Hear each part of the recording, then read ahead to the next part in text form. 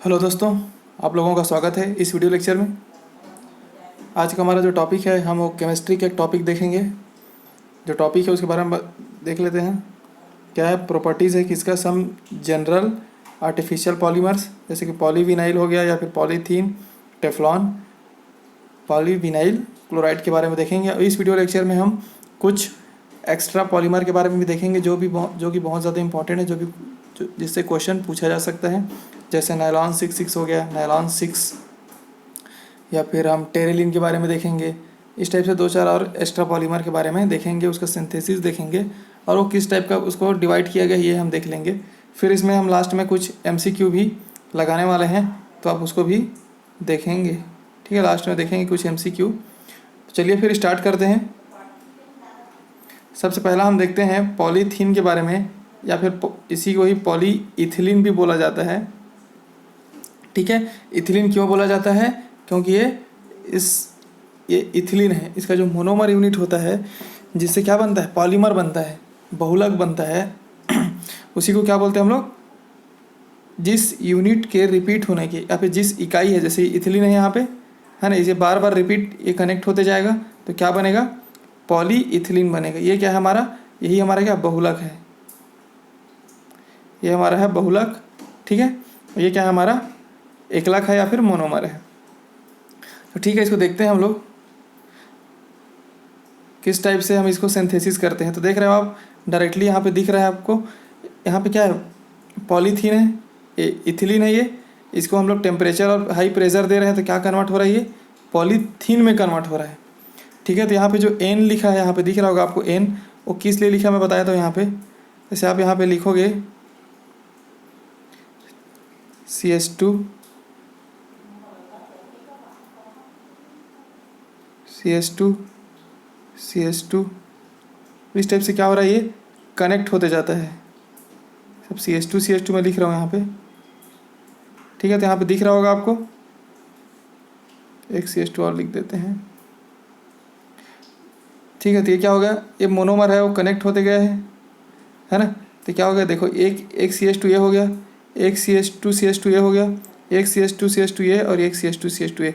ऐसी क्या होगा, नंबर ऑफ बहुत सारे CH2 यूनिट जो होते हैं वो कनेक्ट होते जाता है एक श्रृंखला में, सीरीज़ में। इसमें क्या, एक श्रृंखला में कनेक्ट हो रहा है, एक सीरीज़ में कनेक्ट होते जाता है।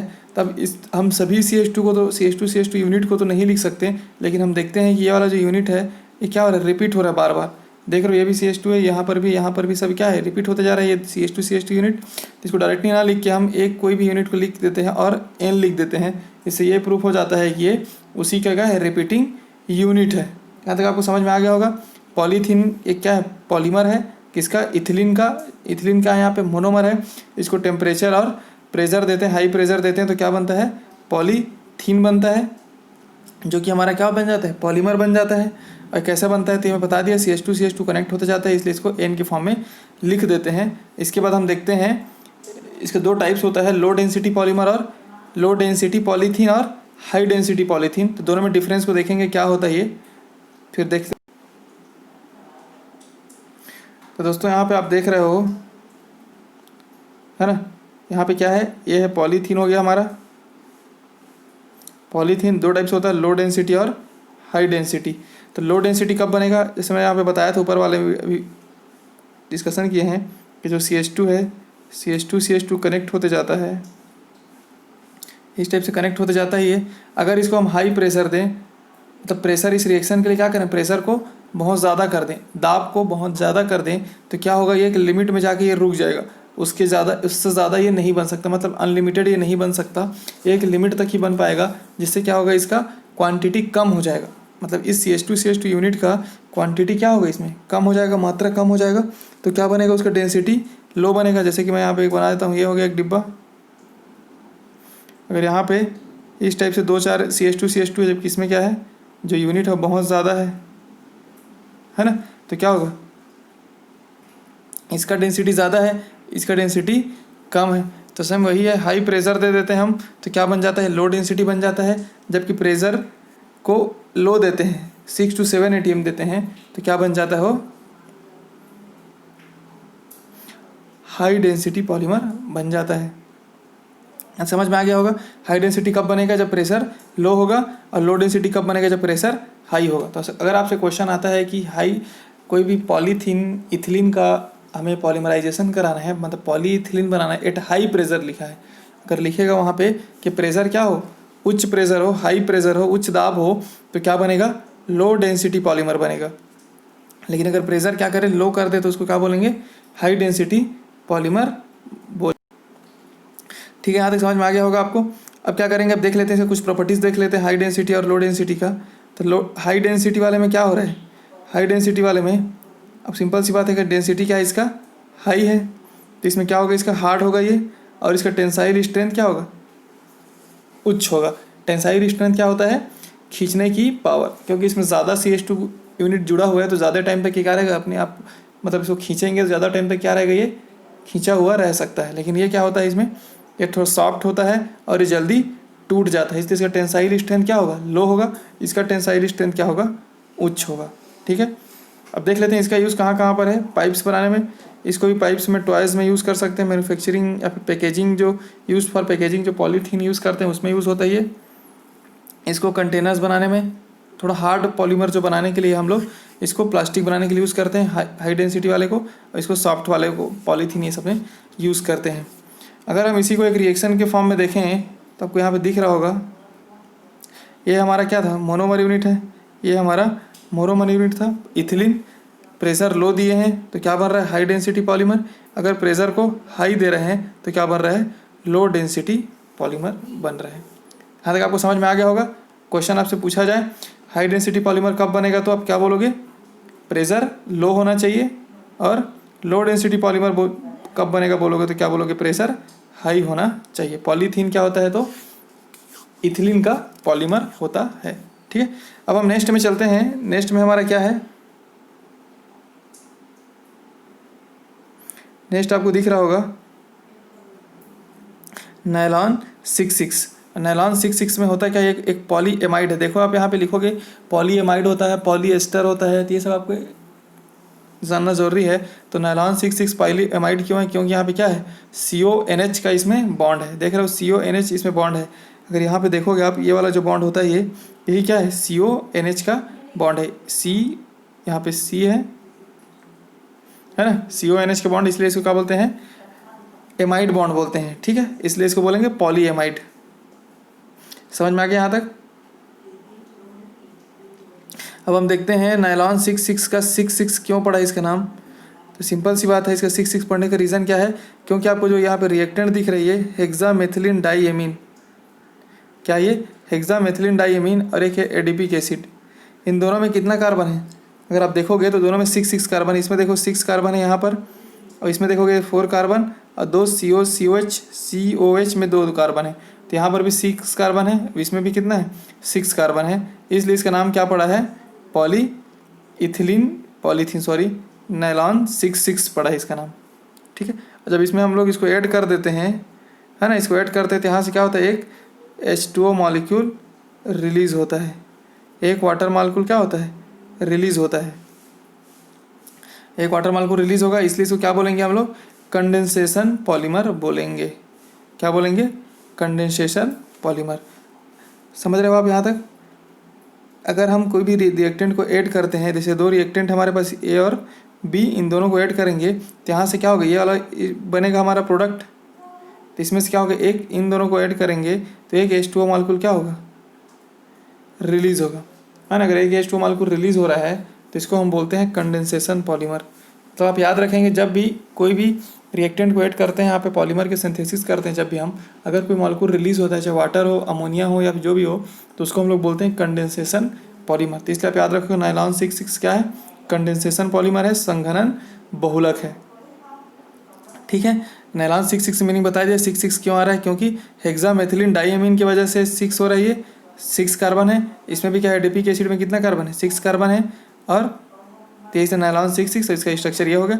इसका यूज़ कहाँ कहाँ पे होता है, तो सीट्स बनाने में यूज़ होता है, स्वेटर में, कॉर्ड्स में, क्लाइंबिंग रोप्स बनाने में, है ना, चढ़ने के लिए या फिर कूदने के लिए जो रस्सी होता है उसमें यूज़ होता है ये सब बनाने में। ठीक है, यहाँ तक समझ में आ गया होगा नायलॉन 66 का। अब हम नेक्स्ट में चलेंगे। इसके बाद नायलॉन 6 को देखेंगे, तो आपको कुछ याद रखना है इस नायलॉन 66 को कि ये पॉली एमाइड क्या ये पॉलीएमाइड वाला क्या है पॉलीमर है। ऑप्शन में आ जाएगा कि इसमें से पॉलीएमाइड पॉलीमर्स कौन सा है, तो आप डायरेक्टली नायलॉन 6 मार सकते हो। ठीक है, अब हम नेक्स्ट में चलते हैं नायलॉन 6 में। ठीक है, नायलॉन 6 हो गया। अब आते हैं नायलॉन 6 में। तो देख रहे हो आप यहाँ पे, ये क्या है, कैप्रोलैक्टम है। ये वाला रिएक्शन आपको याद नहीं रखना है, ये सिंथेसिस है कैप्रोलैक्टम का, जो कि आपको इम्पोर्टेंट नहीं है। एक कैप्रोलैक्टम है, इसमें भी क्या दिख रहा है आपको, ये वाला बॉन्ड दिख रहा है NHCO बॉन्ड, है ना। तो ये भी क्या हो गया, पॉलीएमाइड पॉलीमर हो गया, एमाइड ग्रुप हो गया इसमें। मैं बताया हूँ तुम्हें अभी, अगर उसमें क्या हो CO और NH का बॉन्ड हो तो उसको हम क्या बोलते थे, पॉलीएमाइड बोलते हैं। तो ये भी क्या है, पॉलीएमाइड है। और इसमें क्या है, याद रखोगे, इसका मोनोमर क्या पूछा जाए नायलॉन 6 का, तो क्या बोलोगे, कैप्रोलैक्टम। अब इससे क्या बन जाता है फिर, नायलॉन 6 बन जाता है। अब डायरेक्टली यहाँ याद रखोगे, बस इसका याद रखना है आपको कि इसका मोनोमर क्या होता है, कैप्रोलैक्टम, एक ऐसा पॉलीमर ये पॉलीएमाइड है। उसके बाद आप ये क्या याद और रखोगे, क्योंकि इसमें देखो H2O क्या हो रहा है, रिलीज हो रहा है। इसमें H2O रिलीज हो रहा है, तो कैसा हो जाएगा ये, कंडेंसेशन पॉलीमर, हिंदी में बोलते हैं संघनन बहुलक हो जाएगा। इसका यूज़ कहाँ पे होता है, टायर बनाने में यूज़ होता है, फैब्रिक्स बनाने में, रोप्स बनाने में, रस्सी बनाने में इसका भी यूज़ होता है। ठीक है, यहाँ तक समझ में आ गया होगा। अब हम नेक्स्ट वाले में चलते हैं अपना, देखते हैं नेक्स्ट में हमारा कौन सा पॉलीमर देखते हैं। इसमें हमारा है डेक्रॉन करके है। ठीक है, डेक्रॉन को ही क्या बोलते हैं, ये क्या है, देखो यहाँ पे लिखा है पॉलीएस्टर लिखा है। पहले दोनों क्या था, पॉलीएमाइड था, उससे पहले वाले का था वो सिंपल एडिशन वाला था।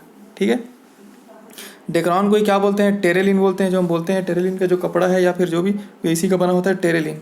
ठीक है, तो इसमें इसका मोनोमर क्या होता है, अगर इसका एक लाख बोलेंगे तो क्या होता है, तो आप याद रखोगे इथिलीन ग्लाइकॉल और क्या ये टर्पेथेलिक एसिड। क्या यहाँ पे, टर्पेथेलिक एसिड। ठीक है, तो यहाँ से क्या हो रहा है, देखो ये दोनों भी मॉलिक्यूल ऐड होगा, तो क्या नहीं कर रहे, एक H2O मॉलिक्यूल नहीं कर रहा है इसमें, तो क्या बन रहा है, ये बन रहा है डेक्रॉन। ठीक है, अब देखो यहाँ पर ये वाला बॉन्ड है, यहाँ पे क्या है, C डबल बॉन्ड के बाद O है, और इस टाइप से बॉन्ड बना है इसमें, है ना। C डबल बॉन्ड O वाला बॉन्ड बना है इसमें। कैसा बॉन्ड है, C डबल बॉन्ड O के बाद O है, मतलब O मतलब ऑक्सीजन है। इस टाइप से अगर बॉन्ड है जहाँ पर भी, तो वहाँ पे उसको क्या बोलते हैं, उसको बोलते हैं एस्टर। तो ये क्या है, इसमें बहुत सारे C डबल बॉन्ड हो हमें मिलेगा, वाला ये बॉन्ड जो दिख रहा है आपको, इसमें क्या होगा, रिपीट होते जाएगा ये, है ना। आगे श्रृंखला बहुत लंबा श्रृंखला रिपीट होते जाएगा, तो ये वाला बॉन्ड क्या होते जाएगा, इसमें बढ़ते चला जाएगा। इसलिए इसको क्या बोल रहे हैं, इसको पॉलीएस्टर बोल रहे हैं। ठीक है, यहाँ तक समझ में आ गया आपको। ये वाला जो बॉन्ड की वजह से क्या है, पॉलीएस्टर है। अब इसका आपको याद रखना है, मोनोमर क्या है, इथिलीन ग्लाइकॉल और टर्पेथेलिक एसिड। इसमें देख लेते हैं इसका यूज़ क्या है, कॉटन में मैग्नेटिक रिकॉर्डिंग टेप्स बनाने में, है ना। रिकॉर्डिंग टेप बनाने में इसको हम लोग क्या करते हैं, यूज़ करते हैं। तो आप याद रखें, डेक्रॉन को ही क्या बोलते हैं, टेरेलिन याद रखना है आपको। और याद रखना है ये पॉलीएस्टर टाइप का है, क्योंकि इसमें एस्टर वाला बॉन्ड पाया जाता है। और ये इसका मोनोमर क्या है, इथिलीन ग्लाइकॉल और टर्पेथेलिक एसिड। अब हम नेक्स्ट में चलते हैं। ठीक है, अब नेक्स्ट में हमारा देखते हैं बेकेलाइट के बारे में। यहाँ पे ये क्या है, ये बेकेलाइट। इससे पहले थोड़ा एक चीज़ और बता देता हूँ मैं इसमें, इस वाले एग्जांपल में आप देख रहे हो कि यहाँ पे क्या है, ये भी एक डिफरेंट, एक यहाँ पे ये क्या है, एक रिएक्टेंट ये है, एक रिएक्टेंट ये है, दो रिएक्टेंट है इसमें। दोनों रिएक्टेंट क्या है, डिफरेंट है। दोनों रिएक्टेंट क्या है, अलग अलग है। एक टर्पेथेलिक एसिड है, एक इथिलीन ग्लाइकॉल है। तो इसको क्या बोलेंगे, इसीलिए इसको बोलते हैं कोपॉलीमर। जिसमें रिएक्टेंट दोनों सेम हो उसको बोलेंगे होमोपॉलीमर, और जिसमें रिएक्टेंट क्या हो, डिफरेंट हो, उसको बोलेंगे हम कोपॉलीमर। जैसे डेक्रॉन देखिए हम लोग, या फिर नायलॉन 6 ये सब क्या था, कोपॉलीमर है। लेकिन अगर हम वो देख क्या बोलते हैं, पॉलीथीन देखिए, वो क्या है, होमोपॉलीमर है। ठीक है, समझ में आ गया, कोपॉलीमर, कोपॉलीमर और होमोपॉलीमर। अब हम चलते हैं अपना नेक्स्ट बेकेलाइट में। बेकेलाइट बनता कैसे आपको याद रखना है, तो क्या है ये एक फिनॉल है ना। ये क्या है, फॉर्मेल्डिहाइड। नाम तो याद ही रखना है आपको डायरेक्टली। फिनॉल और फॉर्मेल्डिहाइड रिएक्शंस करता है OH माइनस कहने का मतलब यहाँ पे कोई बेस के प्रेजेंस में, क्षार के प्रेजेंस में, तो क्या बनता है, आर्थो हाइड्रोक्सी बेंजोइल एल्कोहल और पैरा हाइड्रोक्सी बेंजोइल एल्कोहल बनता है। ठीक है, आपको याद नहीं रखना ये सब, आपको डायरेक्टली ये याद रखना है कि बेकेलाइट बनता कैसे है। तो आप फिनॉल और फॉर्मेल्डिहाइड के रिएक्शन से, तब देखो आर्थो और, है ना, आर्थो जो हाइड्रोक्सी बेंजोइल एल्कोहल बना है और पैरा हाइड्रोक्सी बेंजोइल एल्कोहल बना है, ये दोनों जो बना हुआ है इसको हम क्या करते हैं, रिएक्शंस करा देते हैं। तो क्या बन जाता है, देख रहे हो आप, आर्थो हाइड्रोक्सी बेंजोइल एल्कोहल और पैरा हाइड्रोक्सी बेंजोइल का दोनों रिएक्शंस करते हैं। यहाँ पे क्या नहीं कर रहा है, वाटर मालिक्यूल रिलीज हो रहा है। तो क्या बन गया, इस टाइप से स्ट्रक्चर बन गया है। इसको बोलते हैं क्रॉस लिंक्ड स्ट्रक्चर, क्योंकि ये लिंक कनेक्टेड है इसलिए क्रॉस लिंक स्ट्रक्चर बोलते हैं। यही क्या है, बेकेलाइट का स्ट्रक्चर है। याद रखोगे बेकेलाइट कैसे बनता है, तो ये फिनॉल और फॉर्मेल्डिहाइड के कनेक्शन के थ्रू, मतलब जब बॉन्ड बनता है तभी बनता है। ठीक है, मोनोमर क्या है, फिनॉल और बेंजोइल्डिहाइड। यूज़ क्या है इसका, इलेक्ट्रिकल गुड्स बनाने में है ना, फॉर्मिका टेबल बनाने में है, फाउंटेन पेन बनाने में, वार्निश बनाने में है। ये सब हमारा क्या होगा, बेकेलाइट के बारे में समझ गए हम लोग। अब बेकेलाइट को आप याद रखोगे थर्मोसेटिंग पॉलीमर है। एक होता है थर्मोप्लास्टिक, एक होता है थर्मोसेटिंग। थर्मोप्लास्टिक में क्या होता है, अगर हम उसको पिघला गर्म करते हैं थर्मोप्लास्टिक को, तो क्या हो जाता है, वो पिघल जाता है। लेकिन और ठंडा करते हैं तो फिर से क्या हो जाता है, वो जम जाता है, कड़ा हो जाता है। ठीक है, सॉलिड फॉर्म में कन्वर्ट हो जाता है। बट थर्मोसेटिंग में क्या होता है, एक बार अगर वो पिघल गया तो वापस फिर से वो ठंडा नहीं होता, मतलब सॉलिड फॉर्म में कन्वर्ट नहीं होता। या फिर वो एक बार क्या होता है, सॉलिड फॉर्म में कन्वर्ट होगा तो दोबारा वो पिघलता नहीं है, मतलब वो चेंज नहीं होता है उसका स्टेट, लिक्विड से सॉलिड ये सब चेंज नहीं होता। किसमें, थर्मोसेटिंग में। थर्मोप्लास्टिक में क्या होता है, चेंज होता है। तो बेकेलाइट क्या है, एक थर्मोसेटिंग पॉलीमर है। ठीक है, याद होगा। अब हम देखते हैं अपना नेक्स्ट कुछ एग्जांपल और है जिसको हम देख लेते हैं, क्वेश्चन में पूछा जा सकता है। जैसे दो ये भी कुछ बचा हुआ है, हम उसको भी पढ़ेंगे यहाँ पे।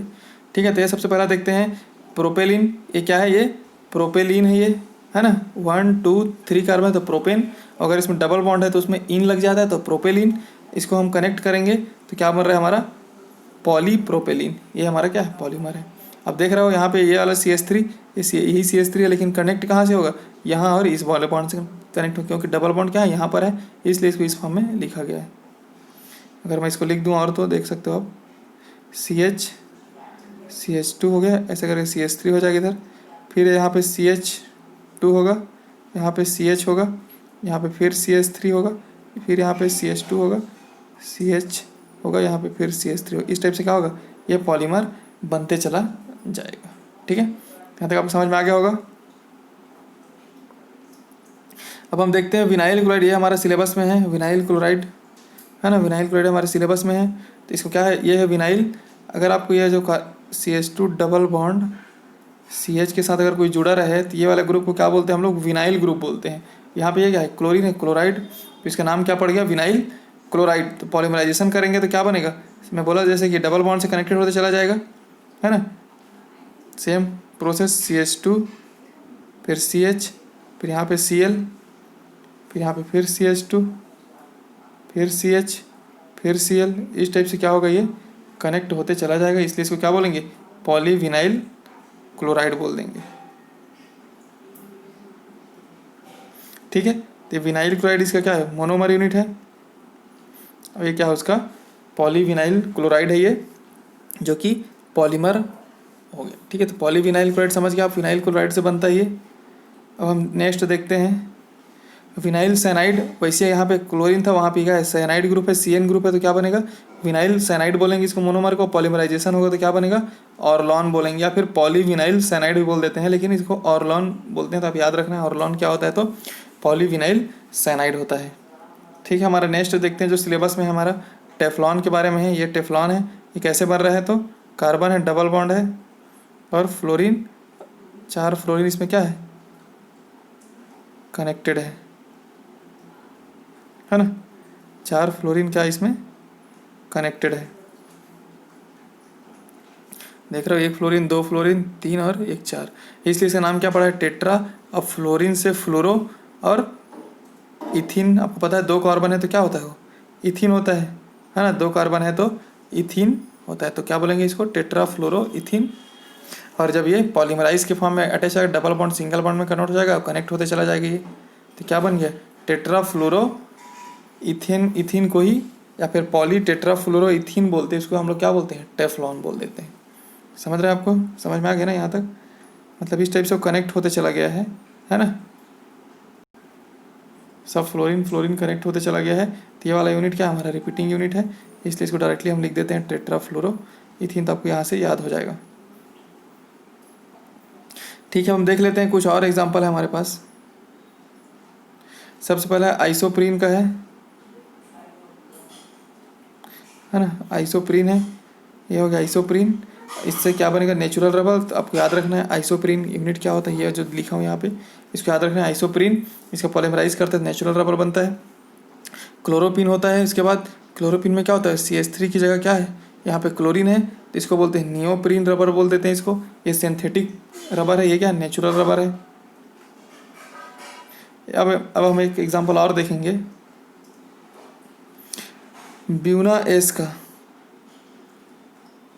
ब्यूना एस एक रबर है, उसके बारे में देखेंगे हम, ठीक है। तो इसमें एस का मीनिंग क्या है, स्टायरिन। एक स्टायरिन ले लिए हम मोनोमर के केस में। अब ब्यूना का मतलब क्या, ब्यूटा 1,3 डाइन को ब्यूना बोलते हैं। ब्यूटा 1,3 डाइन का पॉलीमराइजेशन करते हैं तो क्या बनता है, ये टाइप की स्ट्रक्चर आपको बनेगा। इसको बॉन्ड को आपको याद नहीं रखना है, डायरेक्टली आप समझ जाएंगे कि बनेगा किससे, मोनोमर ब्यूना एस और ब्यूटा 1,3 डाइन, मतलब स्टायरिन और ब्यूटा 1,3 डाइन से क्या बनता है, ब्यूना एस बनता है। तो अब नाम से ही एस में क्या स्टायरिन है और ब्यूना का ब्यूटाडाइन, याद रख सकते हो। ठीक है दोस्तों, तो ये हमारा था कुछ पॉलीमर्स के बारे में हम लोग देख लिए इस वीडियो में। अब हम चलते हैं नेक्स्ट इसके MCQ में, वहाँ से आपको डायरेक्टली क्लियर हो जाएगा कौन से पॉलीमर किससे कनेक्टेड है, ये सब है ना, हम वहाँ पे देख लेंगे। ठीक है दोस्तों, तो हम देख रहे हैं इसका सबसे पहला MCQ देखते हैं हम। Bakelite is a product of the reaction between, आपको अभी हम लोग पढ़े बेकेलाइट किससे बनता है, तो आपको पता होगा क्या है ऑप्शन, फॉर्मेल्डिहाइड एंड NaOH, क्या था, मेथेनल एंड फिनॉल। जो मैं बता रहा था आपको फॉर्मेल्डिहाइड CHO जो हम लोग पढ़े अभी, उसी को क्या बोलते हैं, मेथेनल भी बोलते हैं, क्योंकि एक कार्बन है तो मेथेन और एल्डिहाइड है तो अल जुड़ता है उसमें, तो मेथेनल भी इसी को बोलते हैं। तो इसका आंसर हो जाएगा मेथेनल प्लस फिनॉल, आंसर C। ठीक है, पहला समझ के बेकेलाइट का।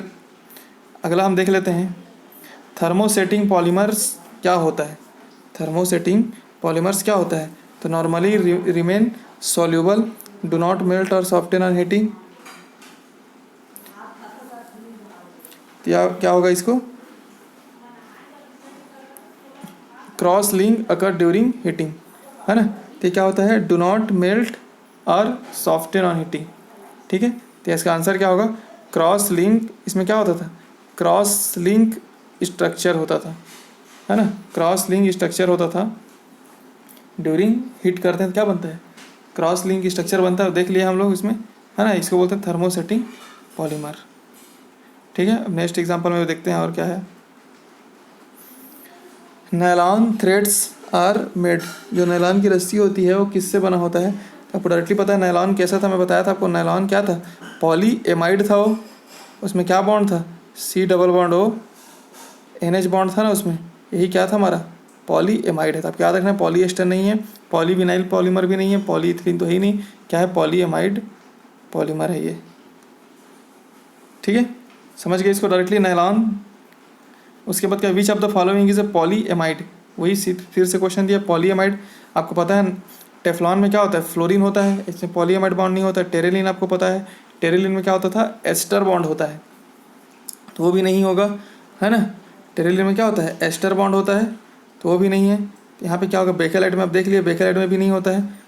बेकेलाइट में तो ऐसा बॉन्ड होता नहीं, ना एस्टर होता है ना एमाइड होता है, तो क्या होता है, नायलॉन 6 है इसका आंसर, जिसमें क्या होता है, पॉली एमाइड बॉन्ड होता है। एमाइड बॉन्ड होता है, वही जब भी बताया ऊपर वाले केस में, वही सेम NH बॉन्ड वही है। ठीक है, तो ये विच of the following is A poly amide, nylon 6। Next question देखते हैं हम लोग, विच of the following is A fully fluorinated. Fluorinated का मीनिंग यहाँ पे क्या पता चल रहा है, फ्लोरीन का आपको पता है, फ्लोरीन किस में था, टेफ्लॉन में। तो इसका आंसर क्या हो जाएगा, टेफ्लॉन जो होता है फुल्ली फ्लोरिनेटेड पॉलीमर होता है, क्योंकि पॉलीविनाइल नहीं होता है, ना ही क्लोरोफिन होता है, ना ही थायोक्योल होता है। ठीक है, इसका आंसर डायरेक्टली इस टाइप से आपको आंसर को देखना है और इजी क्वेश्चन आएगा, टेंशन नहीं लेना है। Bakelite is obtain from phenol by reaction with, वही क्वेश्चन है, फिनॉल के साथ किसका रिएक्शन होता है, तब बताया था मैं, फॉर्मेल्डिहाइड, ये वाला आंसर है ना, फॉर्मेल्डिहाइड हो गया। ये सब अलग अलग, ये तो एसीटोन है, ये क्या है, एसिटिल्डिहाइड है, ये ग्लाइकॉल है, तो ये सब का आंसर नहीं क्या होगा, फॉर्मेल्डिहाइड हो जाएगा। ठीक है, अब नेक्स्ट क्वेश्चन में चलते हैं, आपको एक एक करके क्वेश्चन बहुत सारा प्रैक्टिस हो जाएगा। Which of the following is not an example of addition polymer. अभी देखो मैंने आपको दो पॉलीमर के बारे में बताया है, एक तो कंडेंसेशन पॉलीमर, एक होता है एडिशन पॉलीमर। कंडेंसेशन पॉलीमर में क्या हो रहा था, कुछ न कुछ मतलब वाटर मॉलिक्यूल यहाँ पे क्या हो रहा था, रिलीज हो रहा था, उसको बोल रहे थे हम लोग कंडेंसेशन पॉलीमर। यहाँ पे संघनन बहुलक। एडिशन पॉलीमर योगात्मक बहुलक किसको बोलते हैं, जिसमें कुछ भी रिलीज नहीं होता है, डायरेक्टली क्या होता है, कनेक्ट होता है। ठीक है, जैसे पॉलीस्टाइरिन इज ए नॉट बोला है ना, which of the following is a not an example of addition polymer. कौन से इसमें एडिशन पॉलीमर नहीं है, तो आपको पता है पॉलीस्टाइरिन क्या रहा था, इसमें भी सब कनेक्ट होते जा रहा था। पॉलीथीन हम देखें, इसमें भी कुछ रिलीज नहीं हो रहा था। नियोप्रीन में कोई रिलीज नहीं हो रहा था, किस में हो रहा था, टेरेलिन में एक वाटर मॉलिक्यूल रिलीज हो रहा था। तो यही क्या होगा हमारा, ये कंडेंसेशन पॉलीमर होगा। ये ना कि एडिशन पॉलीमर नहीं हो, क्या पॉलीमर होगा, कंडेंसेशन पॉलीमर होगा। तो यहाँ पे क्वेश्चन में क्या, which of the following is not an example of addition polymer, तो क्या होगा आंसर, टेरेलिन, क्योंकि टेरेलिन क्या है, कंडेंसेशन पॉलीमर है, वाटर मॉलिक्यूल रिलीज होता है।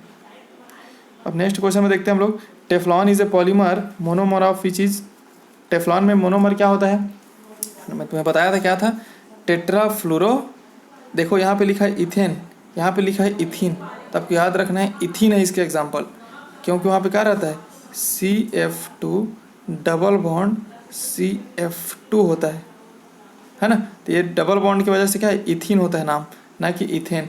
इथेन होता तो क्या होता है, ये सिंगल बॉन्ड होता। फिर यहाँ पे क्या होता, तीन FF होता है ना, क्योंकि बॉन्ड को कंप्लीट करना है। तो आंसर क्या होगा इसका,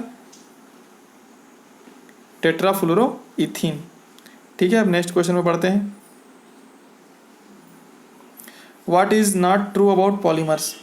तो पॉलीमर्स के क्या विशेषता नहीं है, फिर पॉलीमर क्या क्या विशेषता नहीं होता उसमें। तो polymers do not carry any charge, मतलब पॉलीमर्स पे कोई चार्ज नहीं होता है। पॉलीमर्स है हाई विस्कोसिटी, इसका जो गाढ़ापन बोलेंगे या फिर विस्कोसिटी वो हाई होता है। पॉलीमर लाइट को स्कैटर करता है, मतलब प्रकीर्णित करता है।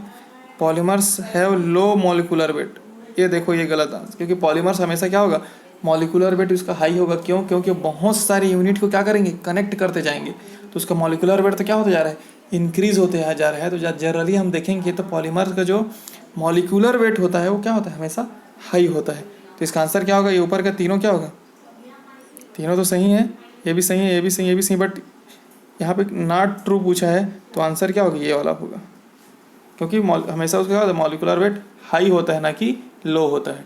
तो अब याद रखोगे, नॉट ट्रू पूछा है तो क्या होगा, पॉलीमर्स का लो मॉलिक्यूलर वेट नहीं होता, हाई मॉलिक्यूलर वेट होता है। तो इसका आंसर क्या होगा, डी हो जाएगा। डायरेक्टली समझ गए आप लोग।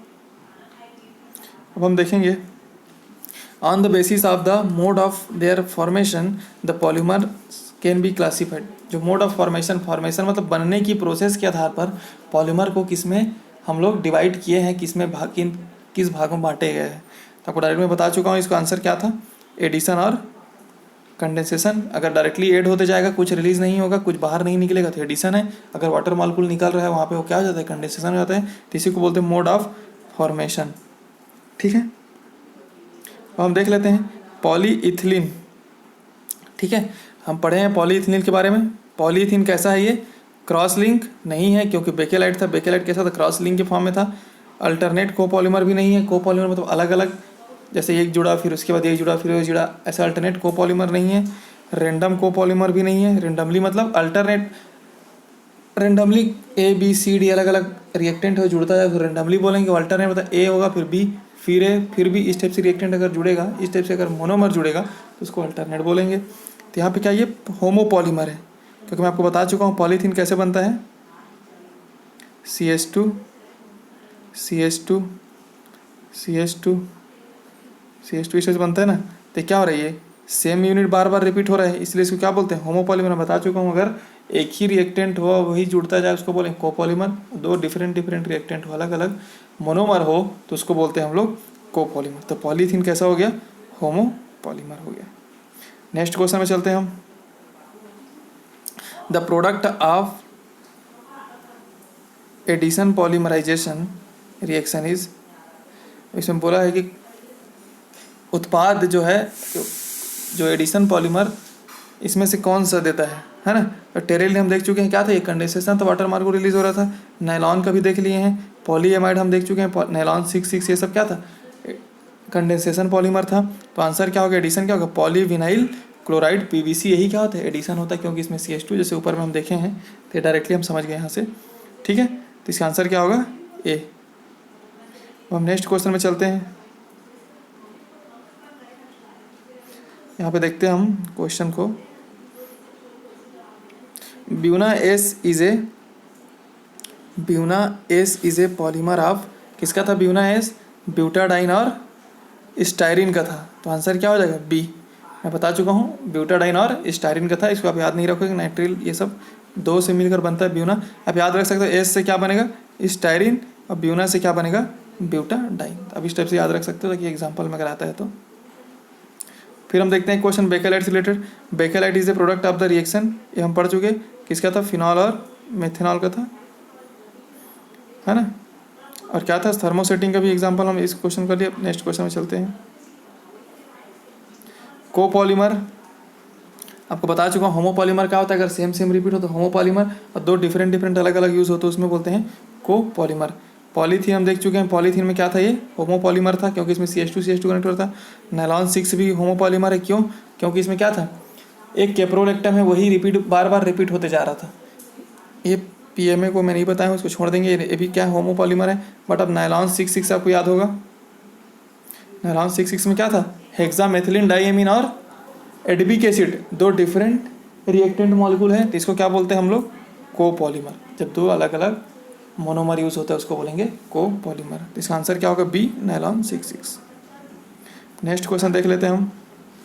कैप्रोलेक्टम पॉलीमराइजेस टू गिव्स, क्या देता है, कैप्रोलेक्टम से क्या बनता है, हम देख चुके हैं, इसको क्या बनता है, नायलॉन 6 बनता है। तो इसका आंसर क्या हो जाएगा, डायरेक्टली डी हो जाएगा। ठीक है, तो इस टाइप से हमारा क्या हो रहा है, ये खत्म हो गया हमारा क्वेश्चन। हम कुछ देख लिए क्वेश्चन। नेक्स्ट वीडियो में मिलते हैं, तब तक के लिए धन्यवाद। और चैनल को लाइक सब्सक्राइब जरूर करें। अगर आपको इस टाइप से और वीडियो, अगर आपको इस वीडियो लेक्चर में देखना है, इस चैनल में देखना है, तो प्लीज़ लाइक सब्सक्राइब और कमेंट करें। अगर आपको और ऐसा कुछ वीडियो चाहिए तो कमेंट बॉक्स में ज़रूर बताएं। धन्यवाद दोस्तों।